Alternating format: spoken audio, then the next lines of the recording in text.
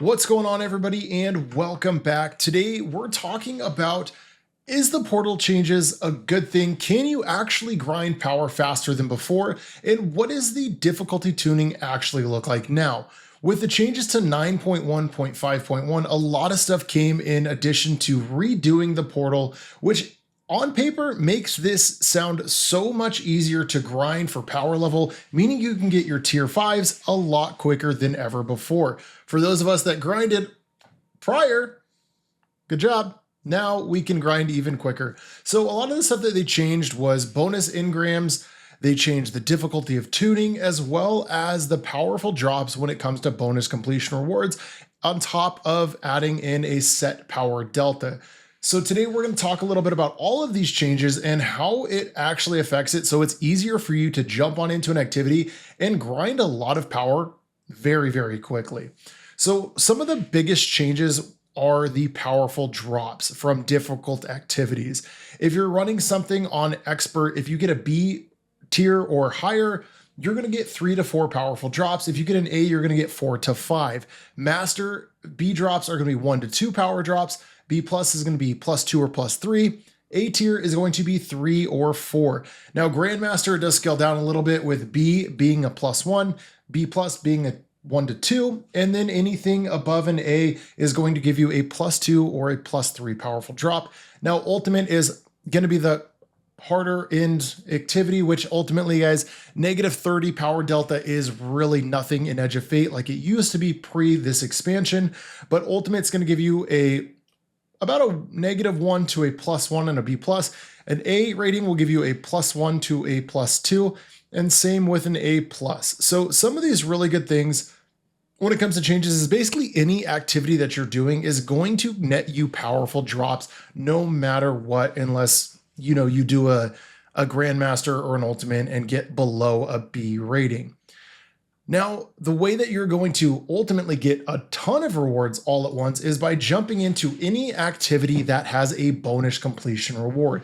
The reason being is these bonus rewards will now net you a powerful drop. So when you go in here in your solo ops, your fire team ops, basically, as long as you're looking for something that has a +1, +2, +3 bonus drop, those are going to be the activities that are going to net you the highest amount of power with that activity. But that begs the question, what is going to be the most beneficial to run?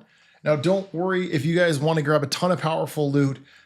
There is a chest in the tower right now. I'm sure a lot of us have heard of it, with over 700,000 unstable cores, which, by the way, are getting deprecated come this next expansion.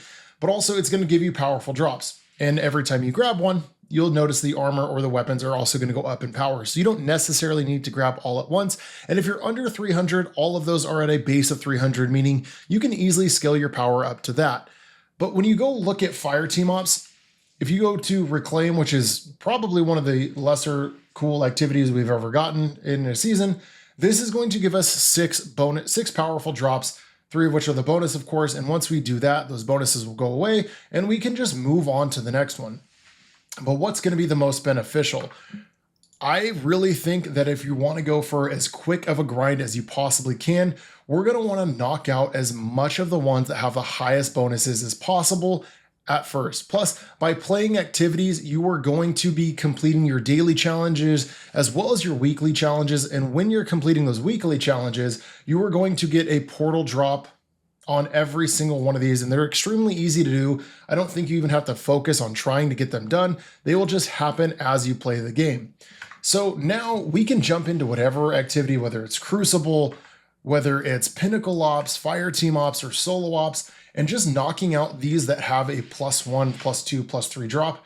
This is going to net us powerful gear.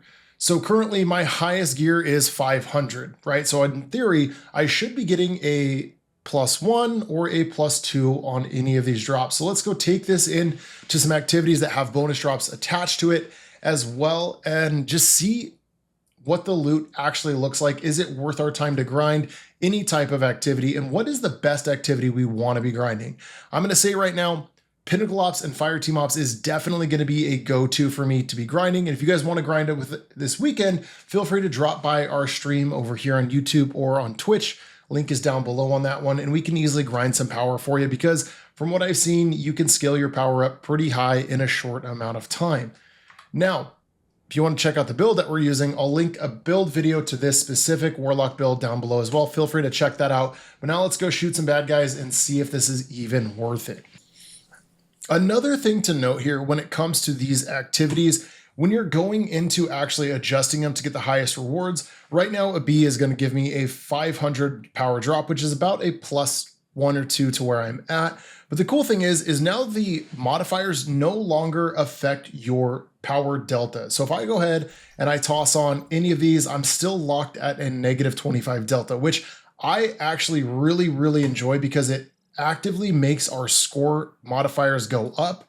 Meaning if I get an A+, get the best possible, obviously we're going to get good rewards over our power level on anything that drops, but this is no longer making it negative, which as you're in those mid-100 power level grind, this actually helps out a ton because now I'm not -60 under just to get a B+ rating. I'm just -25 no matter what. And all this does is affect your power level, meaning you can actually toss on more fun modifiers for yourself, like Solar Surge or Void Surge, Grappler. Any of these I feel like you can toss on now without really affecting your score too much. I can still toss on a +25% damage to my solar weapons and get an A rating with just a couple of modifiers. Even if I want to take off Chill Touch, I'm still sitting in A and I'm doing Void Threat and I'm doing Banes. I could take off that and I'm still at a B+ rating. Still get pretty good rewards out of it too. But obviously we want to make sure we get the bonus objectives and everything like that complete to get the best possible chance for as much rewards and high of rewards as we possibly can. But I like this change because if I go to ultimate, right, I'm only -30 and it's going to give me a 501 where Grandmaster is giving me a 500. And that's still with the exact same modifiers. Nothing changed. I'm at a -30 power delta instead of -25.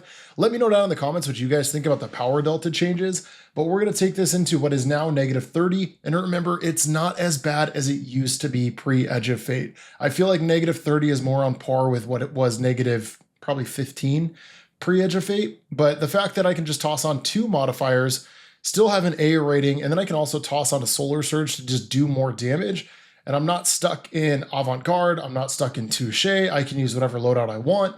This makes the portal so much better, and dare I say this is how it should have dropped at the very beginning. This actually lets us play more like we want to play, gives us a ton of reason to play any activity because now everything drops at powerful gear. So here we are. I don't think I have Devour on, but that's okay. We got Hellion, and we got an Arc Soul.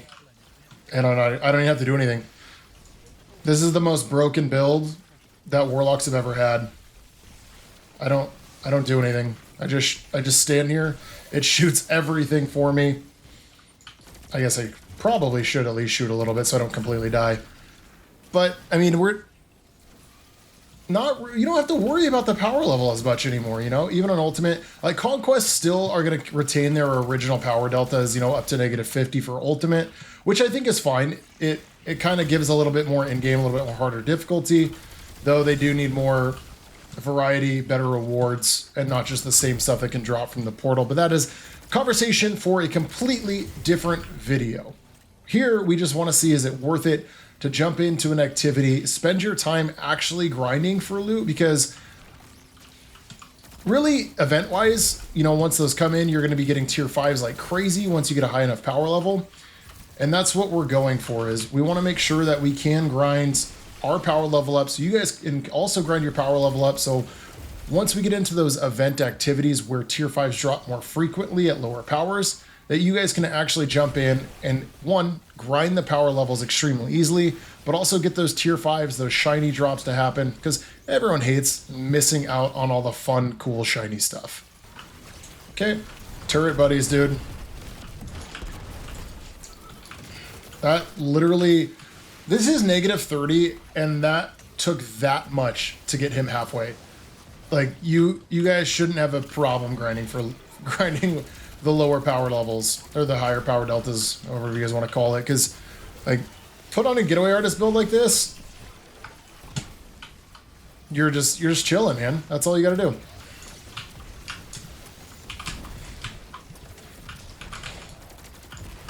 Let's get a grenade back really quickly. I'm not really doing much.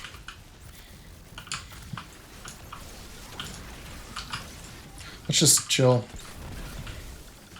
I don't have to do anything. Perfect. Easy.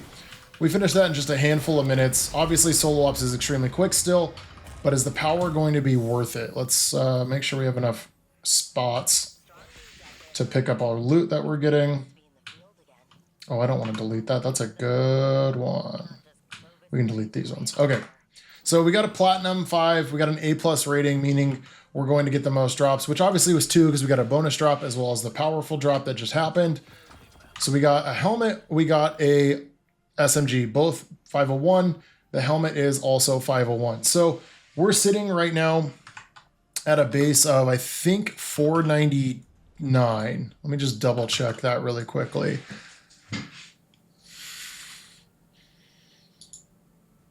So our highest power, because obviously account wide is there. So our Warlock's base is 492, but our Hunter's base is 499, meaning that we're going to get +2 to our highest character's drop on any character, making leveling up all characters extremely, extremely easily. So we basically are getting drops that are 8 power levels, 9 power levels over what our current Warlock is, just because our Hunter is 499. I would say, honestly, these changes, like I said earlier, is something that should have been in the game from the very beginning, and it's extremely, extremely good. And I really think it's probably one of the best times in the current expansion that we've had when it comes to actually grinding loot, because no longer does it feel like the end game is just a grind for power level, because it's not really a grind anymore. It's really easy to get high powered stuff. And once you're, getting up to that 470 threshold, these tier 5s are just going to start dropping very, very often. And the lower power you are, the more rewards you're going to be getting to drop. It's honestly a pretty solid change in my opinion. Like I said, come hang out with us over the weekends. We'll help you guys grind for some loot, help you do conquest if you need help with that. I don't know, man. The changes are good. I'm pretty happy with them. I think the Delta stuff is really helpful for a vast majority of players too. Obviously, if you want to do harder in content, you can by going into conquests and everything. But now it's nice to where any solo, pinnacle, or fire team ops, I don't have to put a ton of negative modifiers on, increasing a huge power delta there. And, Midtown having a mid activity reward, 3 completion rewards, 3 drop chances. You're running 7, take 30, 40 minutes. You're getting 7 drops out of that one. I don't know. I think I'm going to hit 550 this weekend. We're easily going to go at 50 power levels. We're going to do that on stream for you guys. Come hop in, come hang out. But as always, thank you guys so much for coming and watching. I'll catch you guys in the next one.